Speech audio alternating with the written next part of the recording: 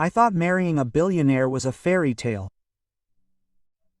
But when his sister pushed me and called me worthless in front of 200 wedding guests, I couldn't imagine what my husband would do next. His words didn't just shock everyone, they changed everything forever. Stay until the end, because what happens next will simply blow your mind. Trust me, you won't guess what twist is waiting ahead. My name is Valeria, and just 6 months ago I was an ordinary girl working at Svetlana's cafe on Leninsky Prospect.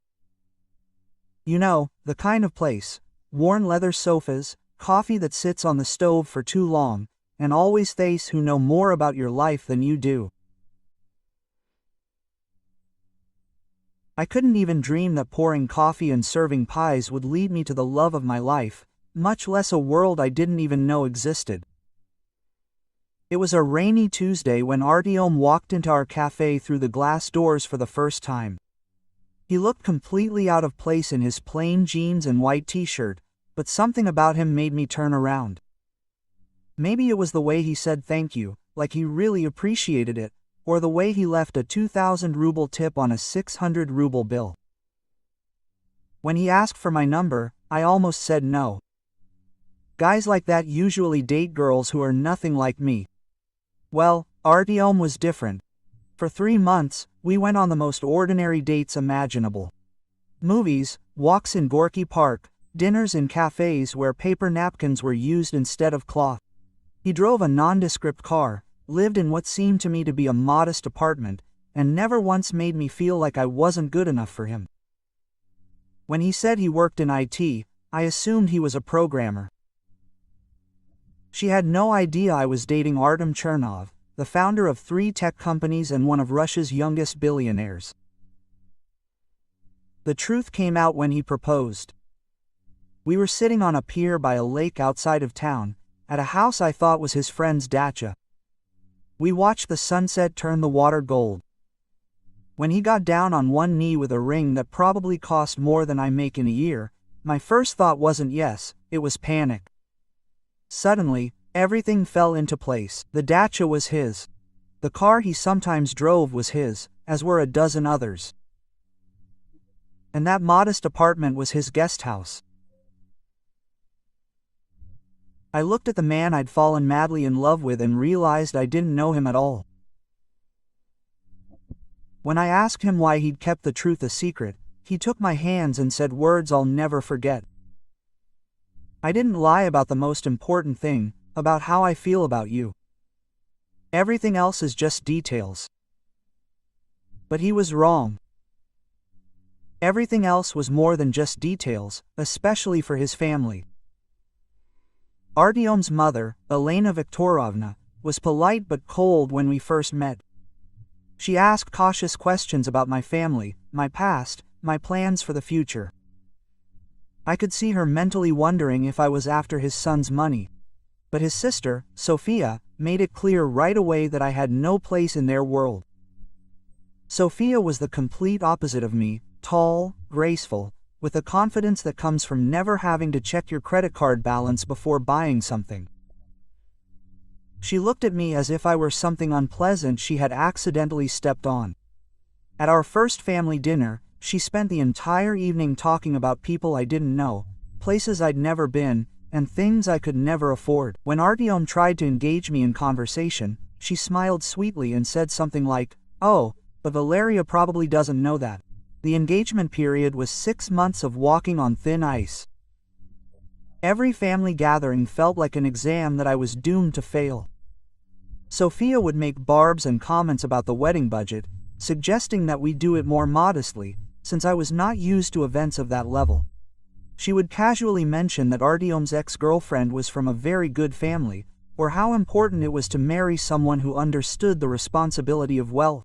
Artyom tried to protect me from this, but I heard the whispers behind my back. I saw the looks. I knew exactly what his family and friends were thinking. That I was a simple girl from a small town who accidentally caught their golden boy. The wedding preparations were a nightmare wrapped in silk and roses. Every contractor seemed to know that I was an outsider. They would turn to Sofia or Elena Viktorovna with questions, looking right through me as if I wasn't there. When I tried to voice my wishes for flowers or music, Sofia would interrupt, suggesting something more appropriate or more elegant. By the time of the wedding, I felt like a guest at my own celebration. But when I woke up that morning, none of that mattered. I was marrying the man I loved. And no matter what happened next, we would get through this together. The ceremony was incredibly beautiful. Artem had chosen the garden behind his country house, where white roses covered every surface and garlands of lights created a canopy of stars above us. Even in the daylight. As I walked the petal-strewn path with my father, I saw Artem waiting at the altar. And in that moment, all the months of tension and judgment melted away. In that second, there were only us. Our vows brought tears to the eyes of the guests. When Artem promised to love me for who I am, I felt like the happiest woman in the world. Even Sakia managed to keep her tight smile as we kissed and officially became husband and wife. The reception began like a fairy tale. The banquet hall was like something out of a fairy tale. Crystal chandeliers cast iridescent reflections on tables decorated with cream and gold scotters. I had never seen anything like it. For the first time since the wedding, I began to believe that maybe I could fit into this world after all. Artem and I danced our first dance to the same song we had danced to in the kitchen of my tiny apartment 3 months after we met. As he twirled me around the shiny parquet, I whispered, "I can't believe this is real." He pulled me closer and said, "Get used to it, Mrs. Chernova." The dinner was delicious. Course after course, the names of which I could not pronounce, was served by waiters who moved so harmoniously as if they were performing choreography. Artem held my hand under the table, pointing out funny details in the guests' behavior, making me laugh until my cheeks hurt. His business partner Lucas gave a touching toast about how true love comes from unexpected places. And even Elena Viktorovna raised her glass, with what seemed like genuine warmth. And then came the moment for family toasts. Sofia stood up, stunning in her burgundy silk dress, holding a glass of champagne high. The room fell silent, all eyes turned to the groom's sister. I braced myself for another polite but cold speech about how I was being accepted into the family. But what I heard changed everything. I had watched my little brother his entire life. Sofia began, her voice clear and commanding in the silent room. I had seen him work tirelessly, build his companies, and achieve what most people could only dream of. Artyom always had impeccable taste in business. She fell silent, her gaze bored into me from across the room, and everything inside me sank. That's why I was so surprised by his choice in marriage. The room fell into a deathly silence. I felt all eyes on me. And maybe they were. Artyom squeezed my hand tighter, but Sofia didn't stop. Valeria seems like a nice girl, really. But let's be honest, what is this? A useless from nowhere who accidentally poured coffee for a billionaire.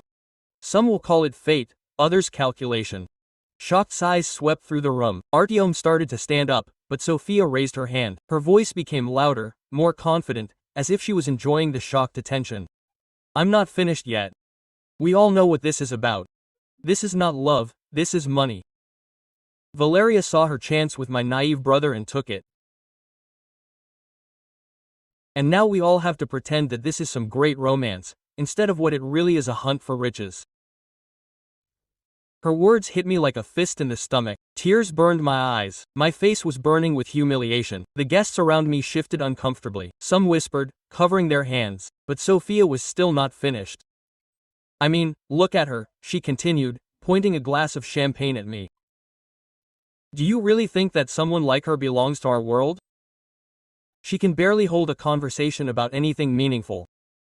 She does not understand our duties, our traditions, our way of life.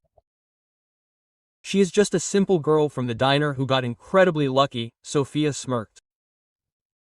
Artyom jumped up so abruptly that his chair fell over with a crash. But Sofia was on a wave. Her voice was becoming shriller and more venomous. "She will disgrace our family at every turn. Mark my words. In a year, she'll have spent a fortune on things she knows nothing about, embarrassed herself at every major event, and probably gotten pregnant to cement her place. This marriage is a farce, and everyone in this room knows it. The room went so quiet I could hear my own heartbeat. I felt sick, as if all the air had been sucked out of me. All these months of trying to prove that I deserved to be here, and now Artyom's sister was tearing me apart in front of everyone who mattered in his world. But Sophia didn't stop. She kept going. She walked away from her table and headed toward Artyom and me, cutting through the crowd like a queen walking through her courtyard. When she reached our table, she leaned so close to me that her champagne-scented breath burned my cheek. "You don't belong here," she hissed, loud enough for nearby tables to hear. "And you will never be mine, and deep down you know it." And then she did something I didn't expect. Sophia grabbed my arm, her manicured nails digging into my skin, and yanked me to my feet. Before I could react, before Artyom could move, she shoved me hard in the chest with both hands. I tripped, my heel caught on the hem of my wedding dress, and I fell with a crash onto the marble floor. The sound of my fall echoed through the room like a gunshot. My beautiful dress was torn, my hair was scattered, tears were burning my eyes, and I couldn't hold them back. 200 people saw Sophia Chernova physically attack me at my own wedding. The silence that followed was deafening. I heard the rustling of clothes as guests shifted uncomfortably in their seats. The clink of glasses being placed on tables, someone's sharp sigh nearby. From the floor I saw faces looking down at me. Some in horror, some embarrassed, and some curiously waiting for what would happen next. Sophia stood above me, breathing heavily. Her perfect composure had finally cracked. Quote, "There," she spat. Her voice trembled with rage. Quote, "There's your place on the floor." And then my husband showed who he really was. Artyom moved faster than I had ever seen. 1 second he was frozen by our table, and the next second he was standing between me and Sophia. His face darkened with anger that I didn't even suspect in him. But he didn't touch my sister. Instead, he carefully helped me up. His hands were firm and caring, checking to see if I was hurt. Then he turned to the hall full of guests. Quote, "Everyone stay where you are," he said. His voice carried through the room. It wasn't loud, but there was a commanding force in it, demanding attention. Quote, "My sister just attacked my wife," Artyom said. His words cut the air like a blade. "Right in front of you all, at our wedding." Quote, he turned to Sophia, who was still standing at our table. Her face was pale, her confidence crumbling. She had called the woman I love a gold digger, questioned her worth as a human being, and raised a hand to her. His voice grew stronger with every word. There was a controlled fire in it. "I want everyone in this room to understand something about my wife. Valeria worked 2 jobs to pay for college. She spent her weekends helping out at the local soup kitchen. When her neighbor's house burned down last year, she organized the entire village to rebuild it. She has more character in her little finger than most of us have in our entire bodies." He paused. His gaze swept over the crowd, challenging anyone to argue. But even if none of that had happened, even if she had been exactly as my sister accused her, it wouldn't have mattered, because that I love her, and no one, not her last name, not her friends, no one dares to treat her like that in my presence. And then Artyom did something that shocked everyone, including me. Artyom took out his phone and made a call right in front of everyone. "Security? Yes, it's Artyom. Take Sophia Chernova out of the room immediately. No, she is no longer a welcome guest." He fell silent, listening. "I don't care that she is my sister. She just attacked my wife." The room exploded. The chairs creaked. The guests turned to each other. Their voices merged in a wave of shock and disbelief. Sophia's face changed from pale to red, and then again to deathly white. "You can't be serious," she muttered. Her voice trembled. All her previous venom was gone. I've never been so serious in my life, Artyom replied. His tone was cold and unyielding, like steel. Security will be here in 2 minutes. You can leave with them or leave on your own, but you will leave.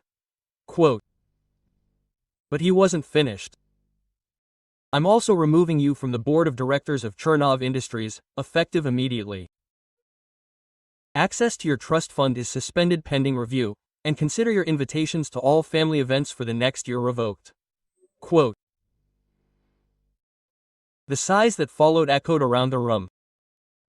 In their world, what Artyom had done was tantamount to social and financial destruction. Sophia looked around desperately, perhaps hoping that someone would stand up for her. But the faces looking back at her expressed everything from shock to disgust. No one was going to argue with a man defending his wife from attack. Artyom, please, she whispered, her earlier confidence replaced by a trembling plea. I don't care if she's my sister. My sister wouldn't lay a hand on my wife, he said simply. His voice cut through the tension like a blade. When security appeared, two polite but firm men in black suits, Sophia had no choice. She walked out of the ballroom with her head held high, but everyone could see her hands shaking. The click of her heels on the marble floor was the only sound as the crowd watched her go. After she left, Artyom turned to me. He took my hands, his touch firm and warm, and he addressed the room one last time. I apologize for making you all see this, he said. His voice was calm but firm. But I don't regret that it happened, because now everyone knows whose country I'm in. My wife is the most important person in my world. Anyone who has a problem with that can follow my sister. Quote. No one moved. The silence was heavy, filled with the weight of what had just happened. Then Artyom turned to me and, in front of all these people, said the words that made me fall in love with him all over again. I'm so sorry you had to go through that. You didn't deserve it, Artyom said. His voice was soft but firm as he looked me in the eyes.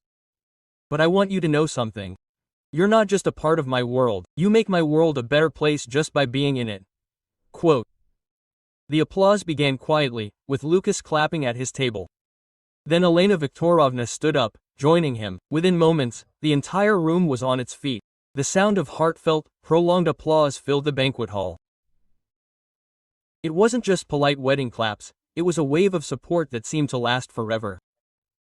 In that moment, I knew everything was going to be okay. The rest of the evening was magical in ways I never imagined. Without Sophia's toxic energy polluting the atmosphere, the reception was the celebration it was meant to be. Guests came up to me throughout the evening, sincerely apologizing for what had happened and warmly welcoming me into the ground. During dessert, Elena Viktorovna pulled me aside and said something I'll never forget.